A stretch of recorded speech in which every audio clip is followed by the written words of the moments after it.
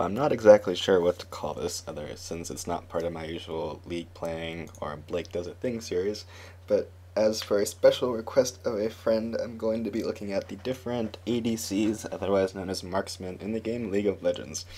So obviously, League has a large number of champions. It's over 100. It can be rather overwhelming. If you're trying to get new to the game, you also have this idea of roles, as you can see over here listed. Especially if you want to, for instance, go into a top lane, or you want to be a mid-mage mage, there's a lot of options. Thankfully, if you want to play my favorite role, that of ADC, which is attack damage carry, which has been reclassified as marksman, your pool is quite a bit smaller. With that said, there's still a lot of choice and a lot of variation within the role. As you can see here, there are some champions I just don't particularly like. Corki, because he's very short range. Draven's a bit too skill intensive for my liking. Graves I just don't find particularly exciting. Kog'Maw's changing attack range throws me off and I don't like bothering. Likewise, Lucian's a bit too short range, Quinn's just kind of weird, and Urgot's even weirder. So if we reduce this pool down to people I actually play regularly, we have a much smaller list. Then if you exclude champions that I rarely ever play, such as Ashe, Sivir, Tristana nowadays, and Twitch very rarely, you have what I would call my main three and additional three ADCs that I typically play. That being Caitlyn, Jinx, Misfortune being the primary three I think I excel with. Additionally, Ezreal, Varus, and Vayne for very specific situations. So ideally this video is going to comprise of all three of the main eventually, potentially all six, but we'll start out and see how it goes. Anyway, I hope you find this informative and enjoy your trying out. And introducing Kate, the Sheriff of Piltover. Full name Caitlyn, most people usually refer to her as Kate in game. This is actually the first ADC I ever used, and first champion I played period in League, because she happened to be free when I first started playing, and I have a tendency towards snipers in games I play, so she seemed pretty cool. She's a very interesting champion. She's a mainstay of the ADC pool. Her biggest strength is she has one of the longest auto attack ranges in the game, so she can shoot from very far away relative to almost any other champion in a given pool. In terms of her abilities, she is a pretty straightforward champion. Her passive is called Headshot. Essentially every so often she'll fire a stronger shot that does a lot of extra damage. It can obliterate a minion, does a lot of straight damage just to other champions. As you can see right here, there's a counter, so you can pay attention to it. It starts at as 8, it goes down to 6 as you level up. And so I just got it now. So as opposed to regular normal damage, you'll see in a second that it does a much larger amount compared to the normal ones. So that's the best thing in lane for that is you want to try and keep track of your counter and use it on enemy champions when you can. You also know the special ability of it is that if you're in a bush, such as up here, it goes up by 2 instead of by 1. Her main ability is her Q, named Piltover Peacemaker. It basically shoots out a large line damage that hits everything in a direction. So for instance here, kills everything in that line. You'll note that it does more damage to the most damage to the first thing it hits, and reduced damage to everything afterwards. So if you're trying to use it to hit a champion, you want to make sure there's not minions in the way, and that it hit the champion first. Her W is Yordle Snap Trap. It's pretty useful. It basically makes a trap just like it sounds. Most useful thing that I find is, for instance, you can put it in bushes to grant vision to see if there's a thing in there. If something walks past, it gets revealed for a while and you can see it coming. So especially when you're in bot lane, placing it, for instance, in this bush to check for junglers can be very useful. Additionally, if you place it in choke points, like over here, when someone's running after you, you can send it as stun them for a second and get away. Her E is known as 90 caliber net. It's a little bit counterintuitive because you have to fire it essentially in the opposite direction where you want to go. So for instance, if someone's chasing you, like for instance if I get Ashe to come towards me, and I want to run away from her, I want to aim it down. She's running. I want to aim it towards, so this, for instance, is minion, and you go the opposite direction, and the thing that it hits is slowed. The other potentially useful situation to use 90 caliber net in is that for certain walls, so particularly the very thin ones, you can use it to jump over it. So for instance, if I'm running from over here, I need to escape suddenly, close to the wall, and net over. Finally, you have Ace in the Hole, which is a fantastic ult.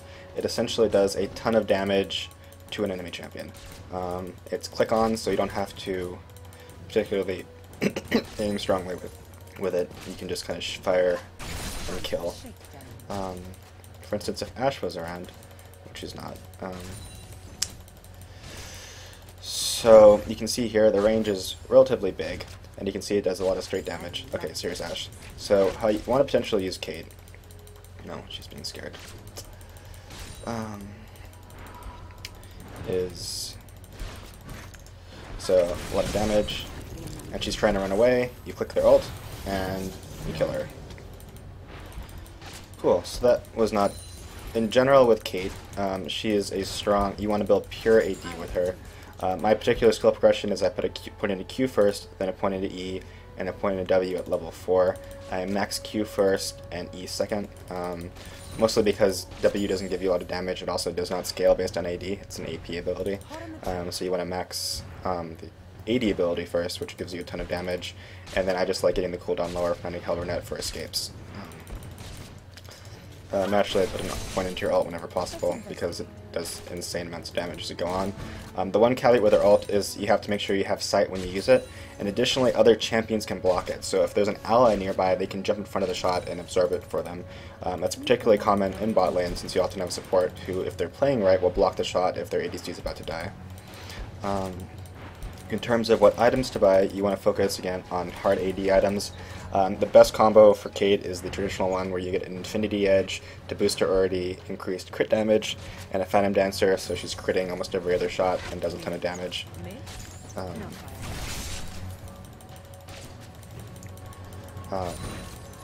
Other good options, best options, Bloodthirster is a fantastic option because again she benefits from having straight AD because her scaling on her Q and R is very high. The way that you want to play Kate in lane is essentially, again, because of a really long range, she's what we call a lane bully. So essentially, you want to poke the enemy ADC as often as possible. As you can see here, I have, oops, shit. As you could kind of see there, I have longer range than Ashe. So what you want to do is try and always stay the maximum attack range away. So that's her attack range. So basically you always want to keep your enemy as far away as possible while you can still shoot them. So you want to practice kiting, so potentially, backing up between shots if you have to. So, and with Kate, it's just a matter of learning that. You want to use Piltover Peacemaker. If you want to, you can use it to clear lanes. Preferably you want to use it to hit enemy champions and the supports. Use your escape when you need to escape. Plant traps to keep vision up. You can also use it as escape if you time it right, but that's a little bit harder to use. And when keep in mind how much damage your ult does at any given time, and if they get below that, shoot it with them, and they die. So, give me an example. So, kiting Ashe. She's just, so yeah.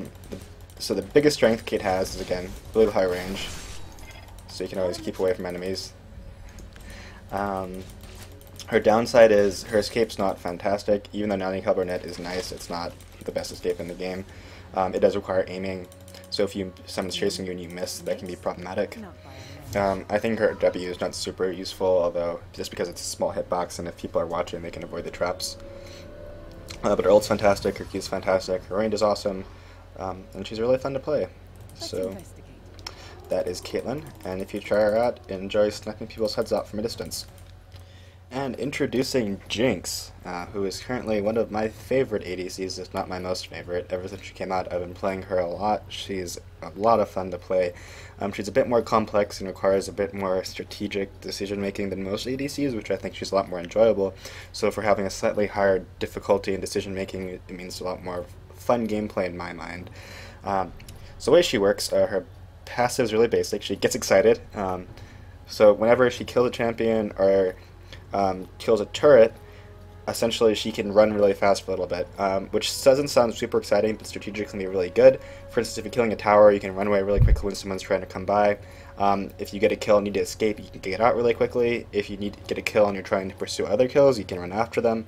So just keep in mind whenever you kill something, get excited, because you should be, because you're playing Jinx. Her Q is also a bit weirder than most ADCs. It's not an actual skill insofar as the way they're usually used. Instead, it switches between two primary attacks. So by default, Jinx uses her minigun, which is named Pow Pow.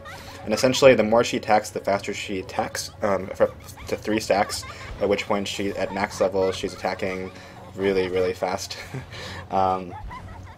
Afterwards, you can also switch to her rocket launcher, like that. which is named Fishbones. And so it does more damage, it has a longer range, but it also costs mana. But additionally, it hits everything around it instead of just a single target. So as you can kind of see here, it's a normal range, it's a Fishbones range, which might seem kind of small, but can make a huge difference. So as you can see here, obviously I'm hitting one target, and you can see I'm shooting slightly faster. But if I switch to Fishbones, suddenly I can hit all three. And it doesn't do reduced damage, it does equal damage to every target it hits, which can be super awesome, especially in team fights against enemy teams, when in certain situations, like around a Baron Pit or something, you can hit every single member of the team. Additionally, that damage can crit normally. So that means you can literally get crit an entire team in one shot in ideal circumstances. Obviously, it doesn't happen like that very often, but it can, and it's really awesome. Zap. Super useful. As you can see, super long range. Hits one target and slows it. So you can basically, best situation, somebody's chasing you, you shoot it back at them. Oh, see it? Fortunately I missed there. But it slows it down. Has a really short cooldown, really long range. It also does a lot of damage. As you can see, its AD scaling is actually really good, even compared to her ult. So you can both use it as an escape, but also as a long-distance poke tool, like that.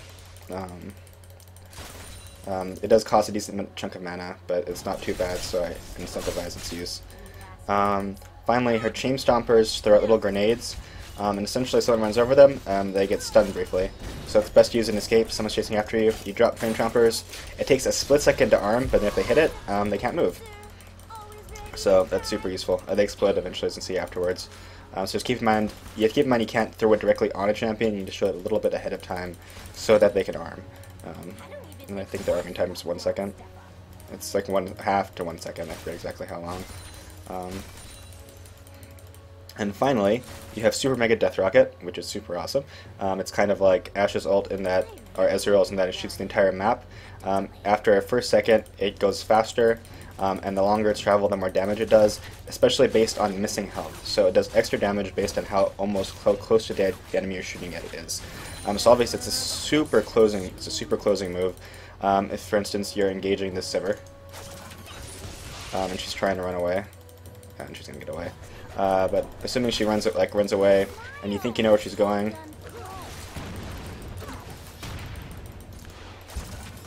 you shoot your rocket, and you kill her.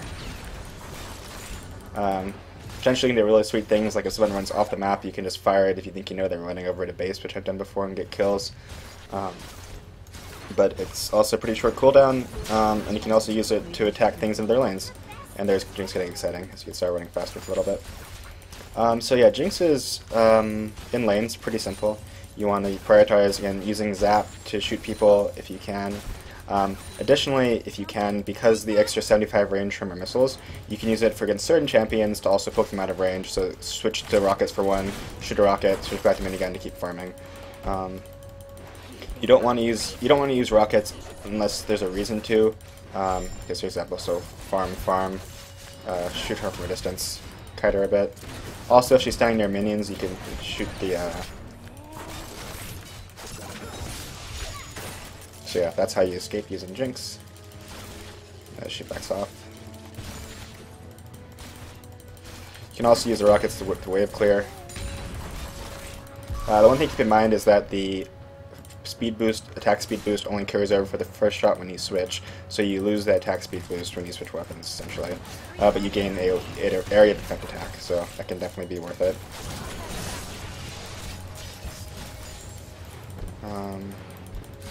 So yeah, try and you gotta farm efficiently.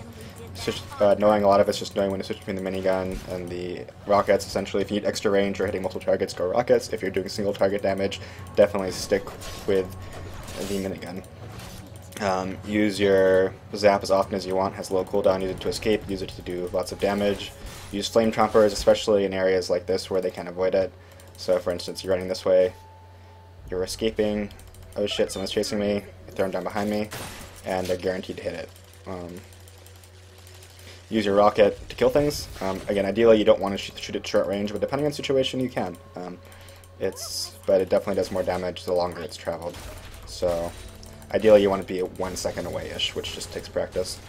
Skill ring level, next pointing to Q, pointing to W, Q, E is how I do it. So Q, E, Q, W, Q, E. Max Q first, W second, E last. In terms of items to build, she's pretty flexible as an ADC. She does great stuff with a Bloodthirster because, again, the scaling on her W and the R is really awesome. Building crit chance, really fantastic, again, because the rockets can crit.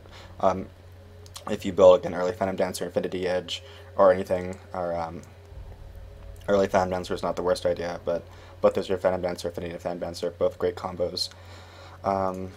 And yeah, and then team fight, you just want to focus on staying back and shooting rockets into the enemy. And when you see it, shoot that big rocket for lots of fun. So yeah, that's Jinx. She's awesome. She's crazy. She has a lot of hilarious lines of dialogue. And if you try her out, make sure to laugh at your enemies because they deserve it. And so to round out my trio of favorite ADC ladies, I present to you Miss Fortune, the Pirate Bounty Hunter.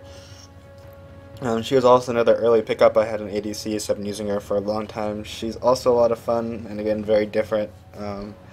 So, to go through her appropriate skills, first we have Strut, which is a fantastically named passive. Essentially, if she's been out of combat, if she hasn't been hit for a while, she runs faster. It's really nice because that means it's essentially 395 base without boots, as you can see. So, if you're doing well in lane, you can put off buying boots for a very long time. And you can see she's strutting because she has those little hearts trailing after her. Just to give an example, let me see if I can get hit. Let's see if it go away. See if I get all distracted. Come on, shoot me. Okay, they're not going to shoot me. But, yes, that's Strut, so it's useful. Use it. It's fun. Second, you have Double Up. So this is a very weird ability. Insofar, it is a damage ability you click on, but the thing is, it does damage to the first thing you hit, and then it ricochets to something behind it. And you don't always necessarily have control over it. But in general, you want to try and... Okay, so if I want to hit Tristana, I want to shoot something right in front of her. So I'll aim for that one, and there it goes. The cool thing is it does extra damage to the thing behind it. So you actually want to always aim...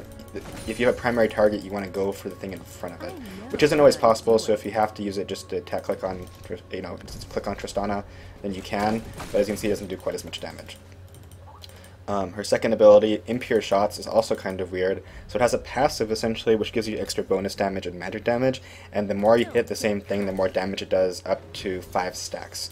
Additionally, as an active, it increases your attack speed. So if you're trying to kill something really fast, for instance her here, you can use it to attack faster. I'm not going to get it there. It's also really useful for attacking towers. It's not so great for mining wave clearing, so I'd save it for champion attacks or trying to quickly drain a tower.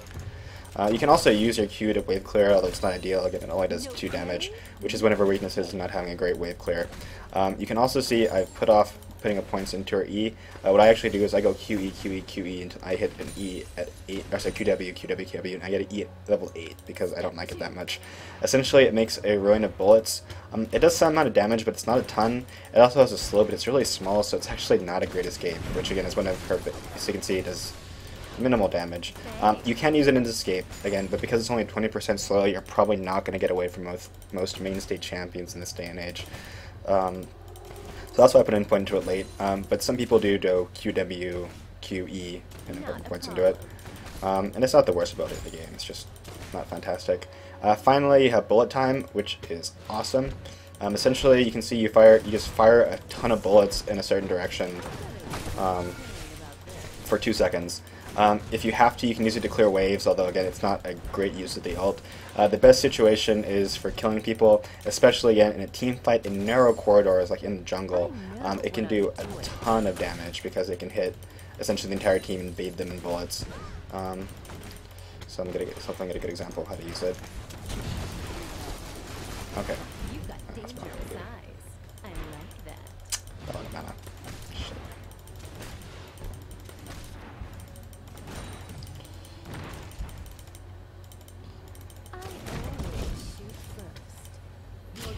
Has been destroyed.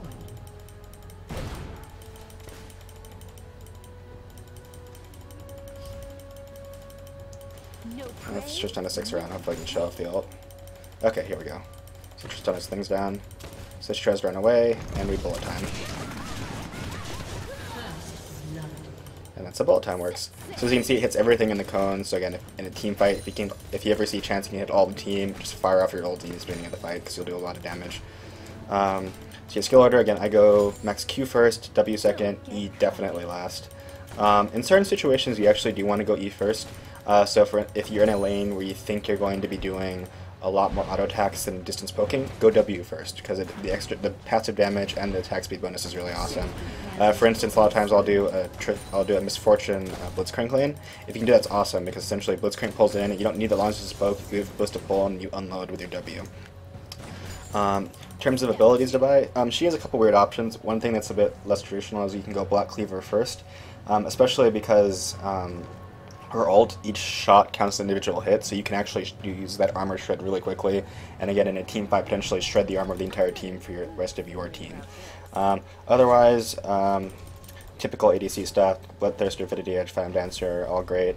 Blade of the Ruin King can be really good too because of her strut. You can, if you manage to avoid getting, if you're chasing somebody, it can potentially make that, if they're running from you, you can catch back up to them, especially if they're focusing on running and not shooting you. Transversely, if you're chasing Misfortune, or Misfortune's chasing you, try and shoot her at least once to keep Strut down. So yeah, in lane, try and use double up. Again, try and use it on a minion, like I just did, as much as possible. If you want to use Make It Rain, you can. Again, I think it's only very situationally useful. And anytime you get an engaged firefight, hit that impure shots button and shoot faster. And use your bullet time for follow-up, especially whenever you, if you're in a hallway here, it can be really good. If you're in lane, in the bushes can be great. Anytime you know where they're going to run and they can't get out of your line of fire. So yeah, if you're looking to hunt some pirates or just shoot a lot of bullets at people, Misfortune can be your lady. I hope you enjoy.